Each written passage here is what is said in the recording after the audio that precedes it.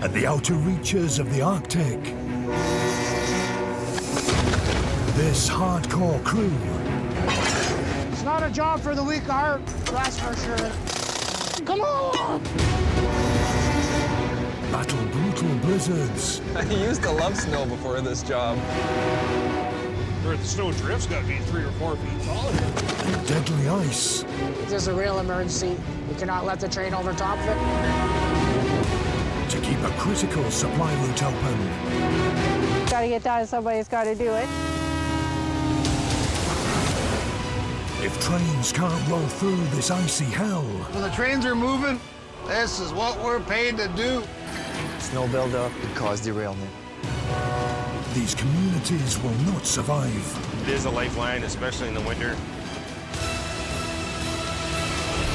This time, raging storms. Now they're calling for a storm watch, 25 centimeters of snow and 70-kilometer-an-hour winds. And a treacherous ice road. There's chances of accidents out here.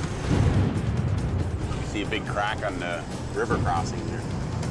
Threaten to derail a critical delivery of fuel.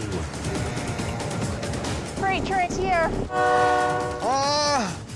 Oh, boy.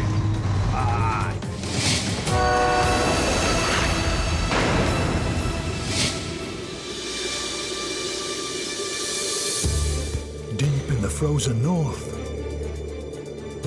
one of Canada's most extreme railroads snakes over 1,000 kilometers across the tundra. Built almost 120 years ago, the Ontario Northland Railway is one of the world's most northerly rail networks.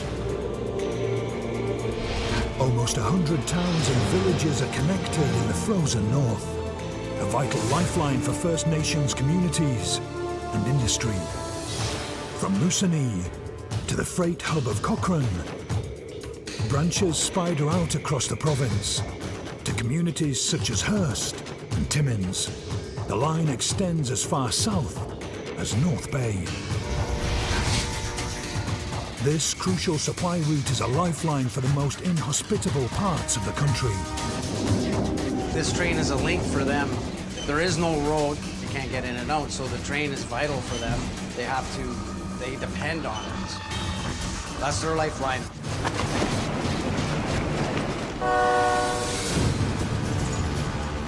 But in one of the harshest environments on Earth, it takes a hardcore team.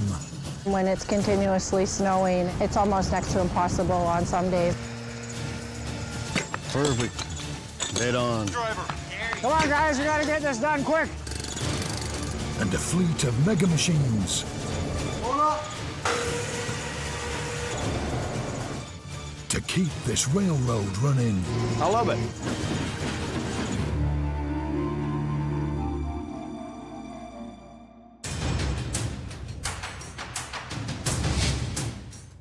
It's 6 a.m. at Hearst Yard.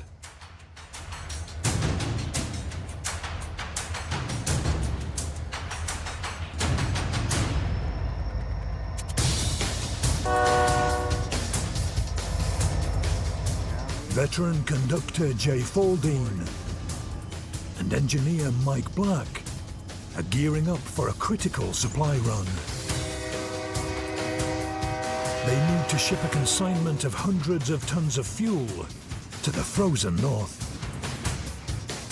This vital cargo is needed by a First Nation community of around 1,500 residents to heat their homes, schools, and hospitals. There's a lot of isolated communities in the north here that they really depend on the train. It's a lifeline. It's pretty vital that we get the fuel up there as quick as possible.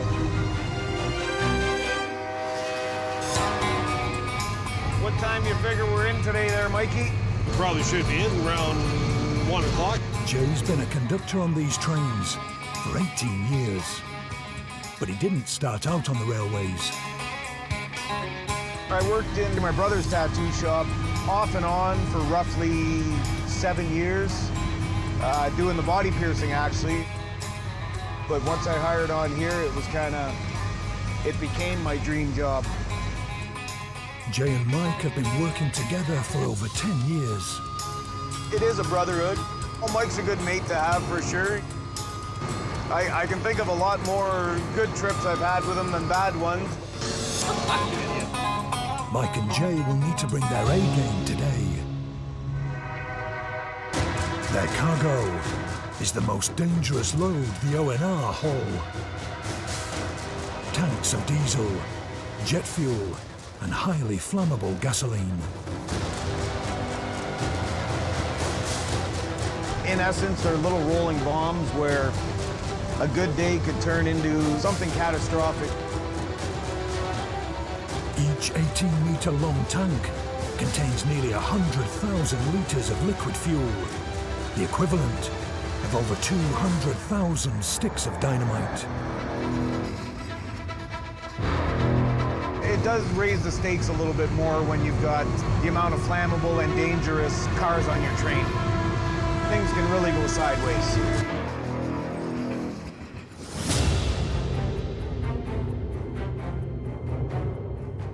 From Hearst, Jay and Mike must haul their dangerous cargo up a notoriously steep climb outside Kapuskasing to arrive in Cochrane by nightfall.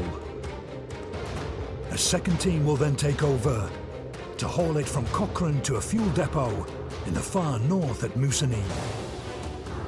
From here, a convoy of trucks must then drive it to the remote community of Attawapiskat along a treacherous ice road. But with warmer weather approaching, the ice road will soon melt. It's vital that this huge consignment of fuel arrives before the roads are too dangerous to pass. It's kind of getting dicey whether they can get up there, so it's a little more critical this time of year. It's kind of getting down to the crunch. The pressure's on. And to make matters worse, Jay and Mike will have to battle intense blizzards and steep, winding tracks. It's always a lot tougher. Everybody's got to kind of be on their toes when the weather's like it is today. Can push everything to the limit.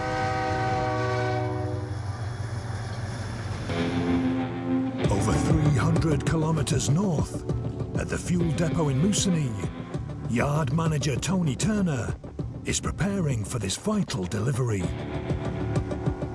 This is actually a nice day. Minus 12, wind chill minus 22. Chilly is 30.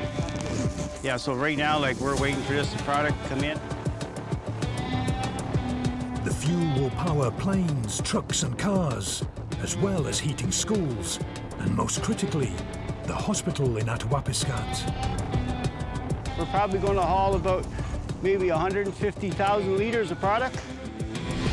We haul lots up the north for people, for heating, equipment, businesses, hospitals up there, ambulance spaces, schools. The fuel depot is a supersized gas station. Fuel comes in by train, and Tony pumps it from the rail cars into huge storage tanks. Fuel is going to leave here and go into those 6 tanks right there. A separate pumping station will fill the trucks that haul it across the ice road to its final destination. This next run will be the last chance to get fuel north before the ice road melts.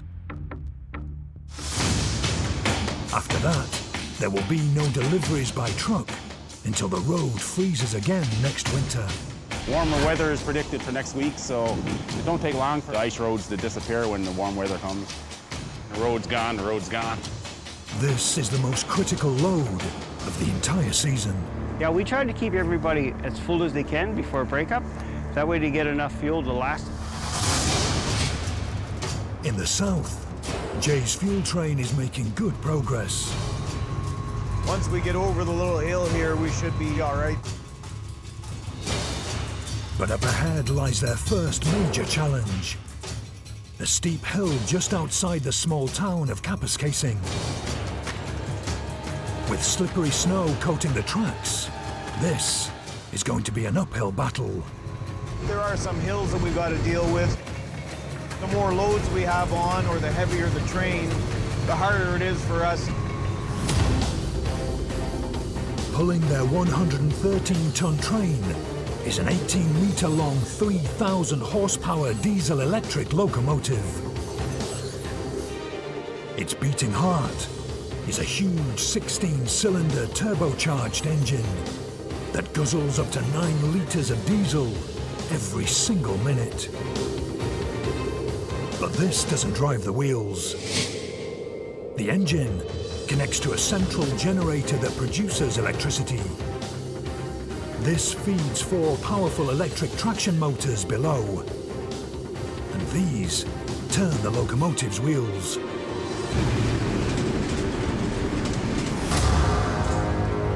On a good day, these monster machines should motor up even this steep hill. But today isn't a good day for Mike and Jay. We've got a traction motor cut out, which basically reduces the pulling power of the train by about 25%. And the problem with these engines are they almost have too much power for their weight. So when you're trying to pull, they spin really easily. And today with the weather, and you're getting snow, we don't want to skip the snow on the rail. So when you're going slow, every time you try to pull it, you end up spinning. It's definitely going to be a challenge. With a heavy, underpowered train, they slow to a crawl. Ah, boy. We're really struggling on the hill here. Come on, Mikey, get her going, buddy. You got this. We've lost quite a lot of speed. Really hoping that we can break the top of the hill, but there's a long ways to go before we get there. If they can't reach the top of the hill, it will be a disaster. The ice road trucks are waiting for this vital haul of fuel. It has to make it on time, even if it means offloading some of their other less vital cargo. Hopefully we do make it out of here, but if we don't, we'll have to go back and we'll have to get rid of some tonnage so we can actually get out of Kapuskasing. While Mike and Jay's fuel train battles the hill outside Kapuskasing,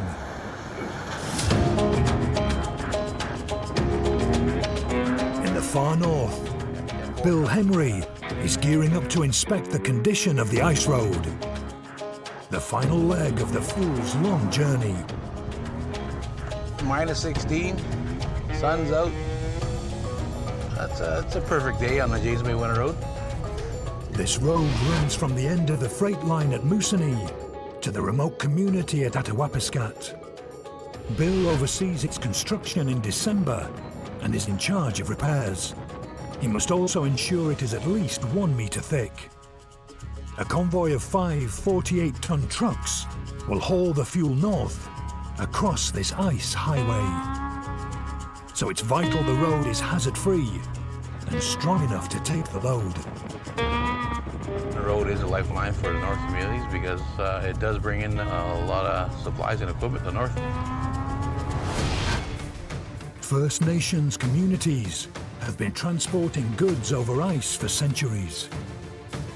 But in the 1930s, as mining industries began to expand north, they needed to transport heavy machinery through the frozen wilderness. Enterprising mining companies created caterpillar sleds called tractor trains. These machines would haul huge loads across the frozen lakes. But these were treacherous crossings, and many men and machines fell victim to an icy grave. Ontario's ice roads now carry around 17 million litres of fuel and 1,500 truckloads of supplies during a critical 3-month weather window every year. Bill's team have built the ice road out of layers of compacted snow and ice. But heavy traffic and variable weather can quickly degrade the road, so it needs constant maintenance. And there are plenty of other dangers. Oh, looks like we got a broken down vehicle. Hazard. Obviously, he blew a tire. Chances are he doesn't have a spare, so chances are they're gonna go get a spare tire and come back and retrieve the truck.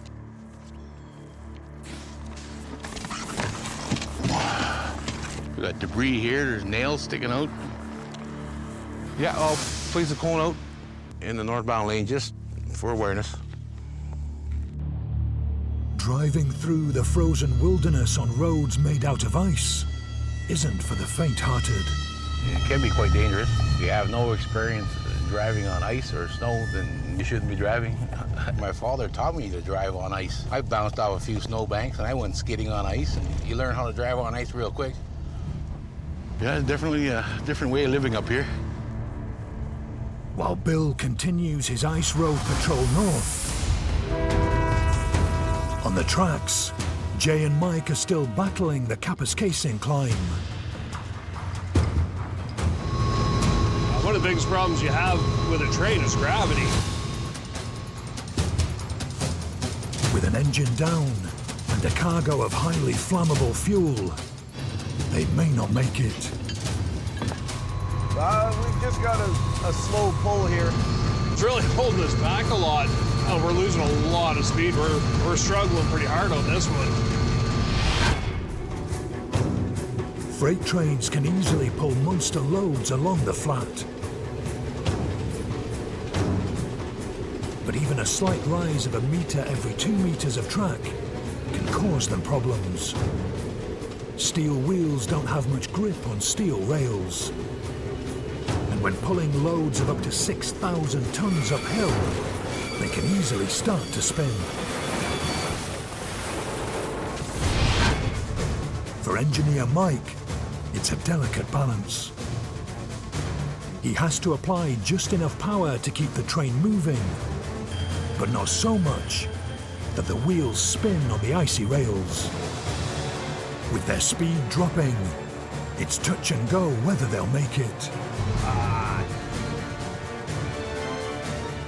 Eventually, after 8 kilometers of slow climbing,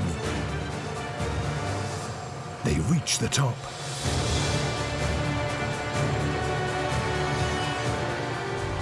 Nicely done, Michael. Starting to doubt that one for a minute. Doing a lot of spinning, couldn't get the thing going, but it all come together and we got out, so pretty happy about that. Never had a doubt, Mike. With the hill behind them, Mike picks up speed. But having solved one problem, it's now a race against the clock to get back on schedule and reach Cochrane on time.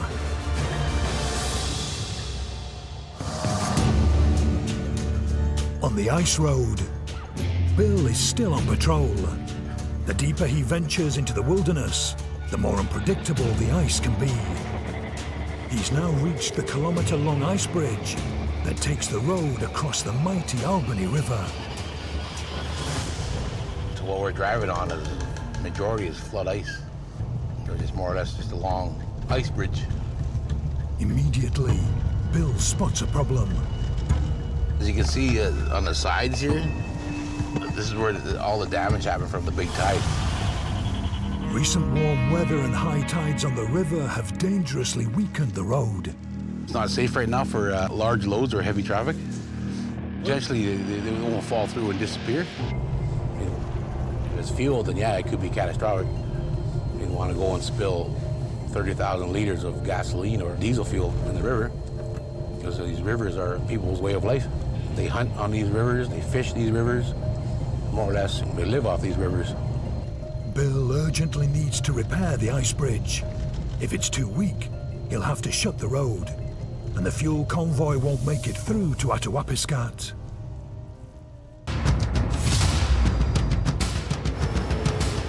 On the fuel train, ON 2200 south, 1 mile past near limits Cochrane. Jay and Mike have completed the first leg of the journey. Nothing went boom. Just the way I like it. Despite being a motor down, they've made it to Cochrane on schedule. There was a couple moments there where I thought we might end up having to go for a walk to reduce some of our tonnage, but, 3 miles an hour is better than 0. We got the fuel in on time, and it's able to connect with the train going up to Moosonee. Jay and Mike's shift may be done, but in less than 24 hours' time, the fuel train has to make the tough 300-kilometer run north to Moosonee. To do that, it will need all of its traction motors at full power. All right, guys, you ready to jack the locomotive up? Yeah, away you go. Brian Malherbe is the superintendent in charge of making the fix. The pressure's on. We need to get this train back up and running. We have one shift to get this traction motor changed out and this horsepower ready so that there'll be enough horsepower to pull all the fuel up north. We're going to get our machinists on it right away today and get things done. To fix the motor, Brian has to do some locomotive open heart surgery. The electric traction motors that drive the wheels are mounted directly onto the wheel sets beneath, called the trucks. To reach them, Brian has to jack the entire 113-ton locomotive up to separate it from the truck with the broken motor. Only then can he replace it with a working one. For jacking the locomotive up, each one of those yellow jacks will lift 35 tons. 35 tons is the same as 16 SUVs, so Brian's team must work slowly and carefully. Just have 2 or 3 different sets of holes. If the jacks don't move at the same speed on either side, the 113-ton train could topple over. So here comes a freight loco there now.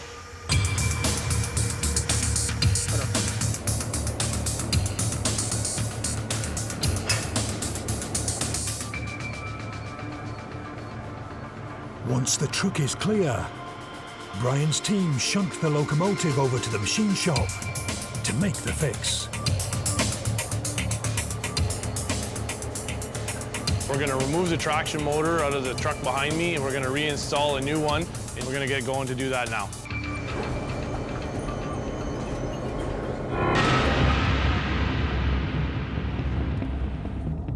"420 kilometers north, Bill Henry is racing to fix the dangerous ice bridge across the Albany River. A large vehicle traveling on this area of the road could damage the road or fall through. Their chances are that it could break. If he can't fix it fast, the convoy of trucks won't be able to reach Kapuskasing to deliver their vital fuel. It's not safe. So right now we're repairing it.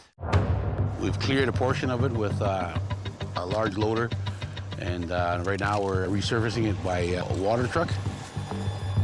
Repairing an ice road is nothing like repairing a traditional asphalt road. The process is called ice capping. Ice capping is when you take water from a river and then just slowly spray it out onto the road. It creates an ice sheet on top of the packed snow. The ice that makes up the road isn't thick enough to support a heavy vehicle. So Bill uses specialized water trucks to drill beneath the ice and pump water from the river below.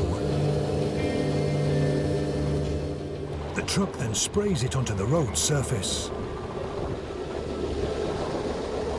The sub-zero temperatures quickly freeze it solid, making the road thicker. But it will take many passers to make the road strong enough to take fully loaded tankers. Yeah, we're just trying to fix it best to what we can. Bill won't know if his fix has worked until he comes back tomorrow to measure the thickness of the ice. If the ice bridge still isn't strong enough, the fuel trucks won't be able to make their run north. And to make matters worse, a blizzard is blowing in. Heavy dumps of snow on ice can make driving on this frozen highway even more treacherous. The storm coming Thursday, Friday, 2 days of snow, approximately 25 centimeters, 25 to 30 centimeters within 2 days. But we take Mother Nature as she comes, right?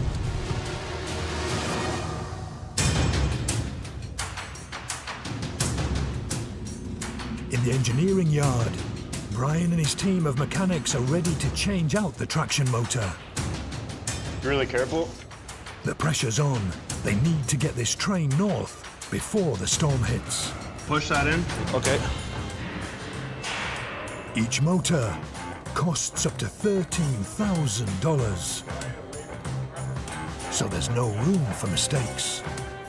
The guys just below us are putting the last couple bolts in, and we're going to transport it back to the coach shop to reinstall with the locomotive. After several hours of painstaking work, it's done. Brian's team quickly rolled the truck back to the locomotive body.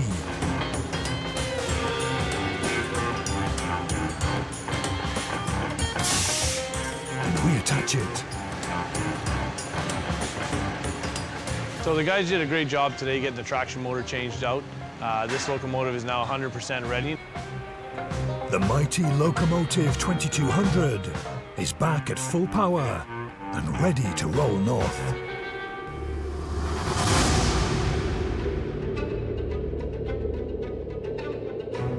The fuel train can finally set off for Moosonee with a new crew at the helm. The run from Cochrane to Moosonee is 186 miles, so it takes us roughly almost 5 hours. Conductor Dave Houston is hoping for a fast run. The impending storm looks like it's going to be a big one. Yeah, they're calling for a storm watch, 25 centimeters of snow and 70-kilometer-an-hour winds. But whatever the weather, the fuel has got to get through. There's a big demand for the fuel right now.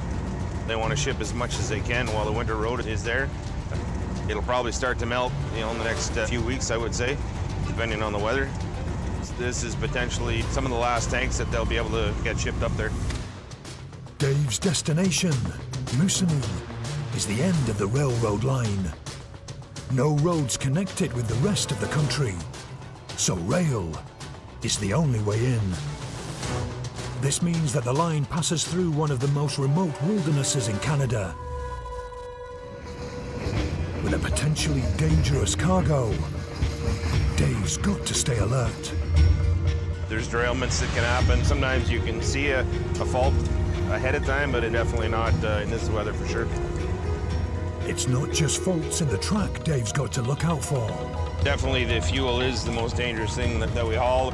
Just have to keep our eye on anything that might be dangerous and be ready to stop at a moment's notice.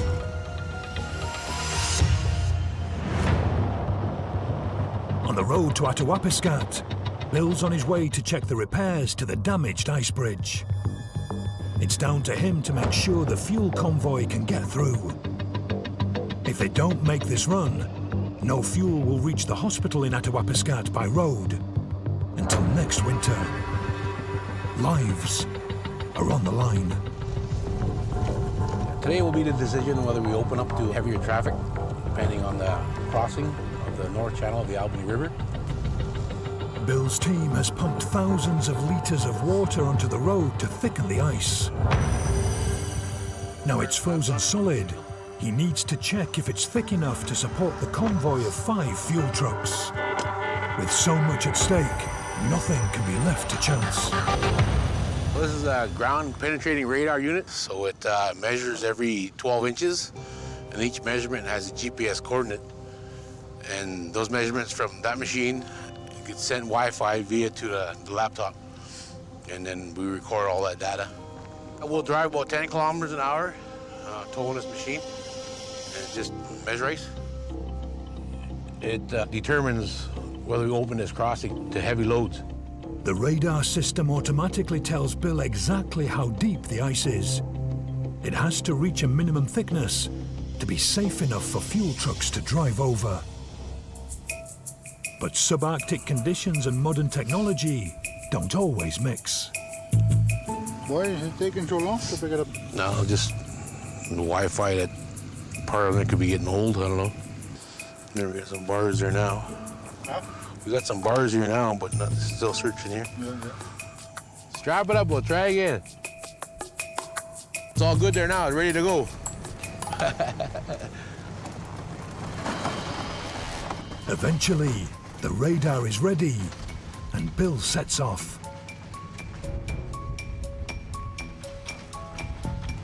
50 inches right here, Steve.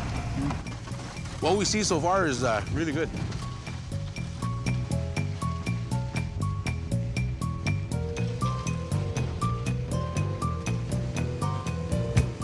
We got 51 inches, pretty consistent here. 48, 49. Yeah, we're done. We got good ice. We got a significant amount of ice, so it looks really well. Bill's measurements show that the ice has thickened up nicely. Open to heavy traffic. The only thing that can stop the fuel getting through now is the weather. And the forecast isn't looking good.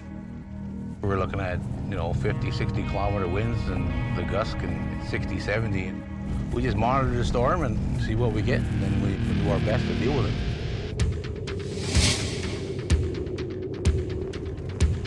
Further south, the storms are already hitting hard. Weather always adds a little bit of fun to it. Ahead of the train, in Moosonee, the team are furiously fighting the deadly ice freeze. Okay, I'll go to the next one. As it snows, we just keep going pretty much.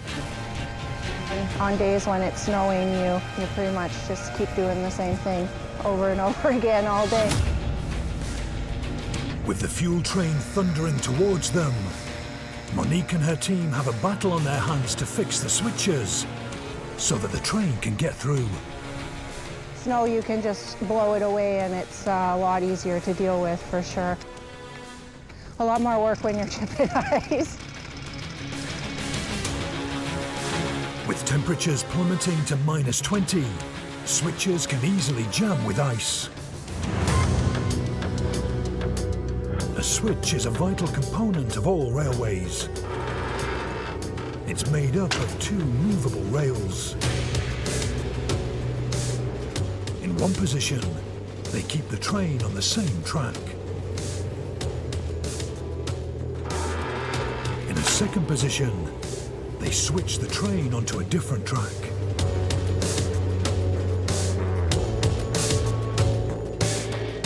But during freezing weather, ice and snow can jam the mechanism. And without working switches, it's impossible to change tracks. Today, the switches are quite literally frozen solid. They're full of ice, so they're a lot harder to turn the switches today. We just chip the ice out from underneath. We don't want to slow down the train, so try and keep them on time as much as possible. It's got to get done. Somebody's got to do it. It's grueling work. Freight train should be about 8:30, 9 o'clock. Oh, it's here.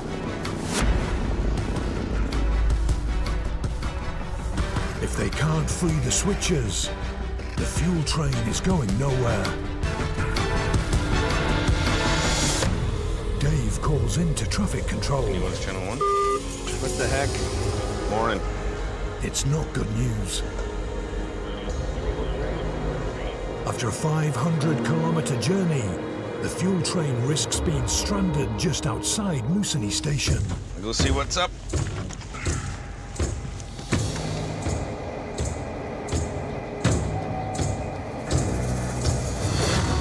But as the blizzards intensify, Monique's team are struggling.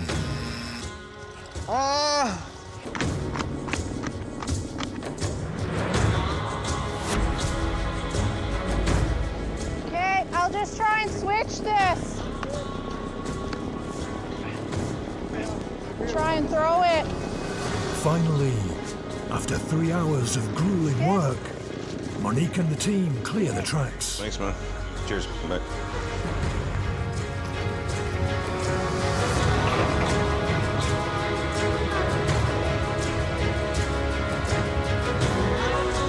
Welcome to Moosonee. They may have reached their final stop, but Dave's day is far from over. We get our switch list to see what customers need what cars and go from there.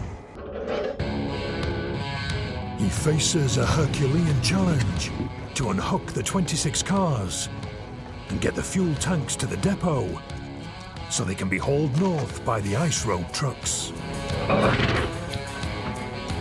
We get a list like this and it's all mixed up. We never know exactly what we're getting till we get here. It's basically like playing Tetris, only heavier.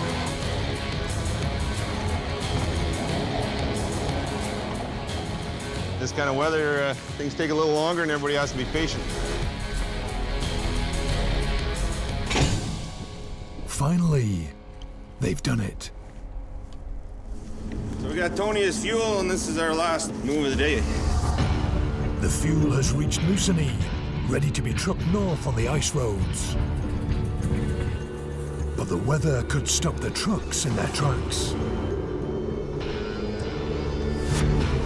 Bad weather's supposed to start tonight. 70-kilometer-an-hour winds and 10 or 15-degree temperature drop. So might be 30 degrees below with the wind tonight. The ice road won't be safe in such a severe storm. Fuel yard manager Tony has no option but to delay the convoy. Oh, we're not going to be leaving today. This weather is not very good for our trucks. It's not good for anything. The brakes will be freezing up. Maybe visibility will be bad and it's going to shut down. 25 centimeters of snow fall. And driving winds of 60 kilometers per hour create a virtual whiteout for hours.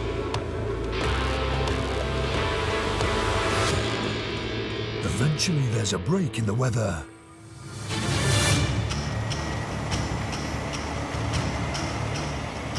"5:30 a.m. and the ice truckers seize the moment. The fuel convoy finally hits the road. There's 5 of us today, this morning. 110,000 liters we're carrying today. Lead driver Monty is responsible for guiding the convoy safely from Moosonee, 260 kilometers north, across the Albany River ice bridge to Kapuskasing. Kapuskasing's about 260 kilometers. 5 hours, I guess we should be there if we don't have no issues, 4 to 5 hours. Invisibility, of course, is a big thing, and if there's snow, drifting snow, we could get stuck. Behind him is veteran driver Rich. There's chances of accidents out here. It is an ice road, so slippery corners, so lots of traction. There have been some collisions out here, some rollovers. We all hope for a good trip. No fuel spills, no one gets hurt, get home safe. These roads can be deadly at the best of times. But after such a big storm, you never know what's around the corner. Last week we've been hit with storm after storm. See how narrow it's getting in here? Because everything's so white. Oh, it looks like one. As day breaks, the punishing conditions take their toll. You say you haven't got a lot of heat, Hank? Oh, antifreeze? I gotta put antifreeze in this truck. One of the trucks in the convoy is losing antifreeze.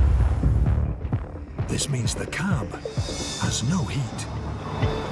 With temperatures of minus 25 degrees, it's a serious problem for the driver. It's cold out there, so every time it gets low in antifreeze, he's losing his heat. It'd be like driving with your window open. If the vehicle quits on you, there's a good chance you're gonna freeze to death. Being in a convoy is safer, and we can help each other out if we get stuck. 3 hours in, and the truck with low antifreeze requests a stop. What's happening? We're not stopping, are we?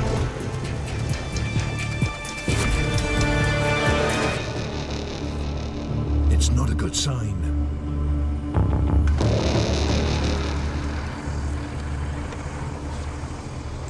Well, you got no heat? Without heat in the cab, they can't continue. The fuel convoy could be in jeopardy. Is it leaking? Veteran ice trucker Monty has an ingenious plan. You block off the front of the rad so it don't get the cold air going into it. Now he's just got to hope it will work. Think you'll lose it? Monty plans to block the flow of air into the radiator to warm up the air inside. Just blocking off the rad so it's not getting the airflow going through the cold air. It's just you can use cardboard or anything, just to block it off.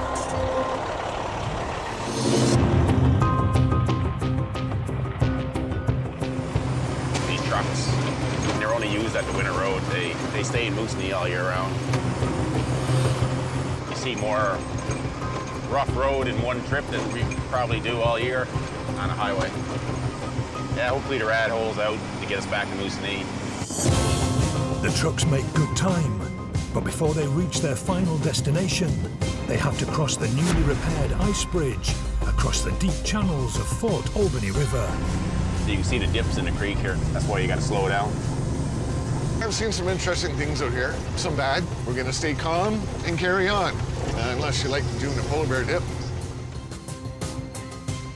Bill's repairs were made before the big storm hit. And if one of these big rigs broke through the ice, it could be deadly. Monty slows the convoy to a crawl. Usually keep our distance, so we don't want all the weight into one area. And if something do happen, well, we're not all in the same hole. Monty goes first, inching carefully across the ice. You can't hear it cracking, actually.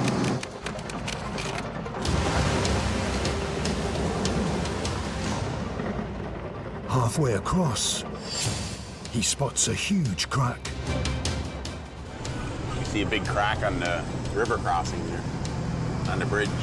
See the crack? See the one going in front here, look, see it?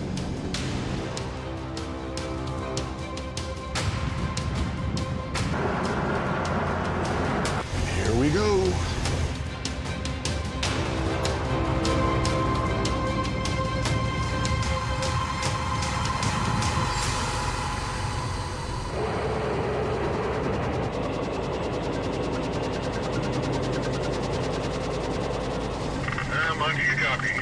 Yeah, go ahead, Rich. Okay, I'm cleared the channel. The road holds. That's what was holding us up, guys. Looks good from here on.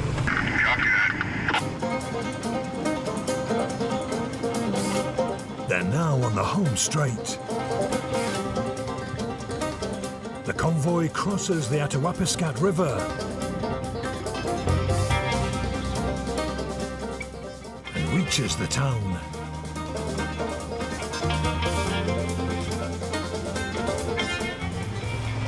The end of the ice road. Well, we made it anyway, guys. Good trip. They deliver their precious cargo to storage tanks at the hospital, ambulance station, and sites across town. Fuel is the lifeblood of this community, and with this delivery, they shouldn't have to resupply again until next winter.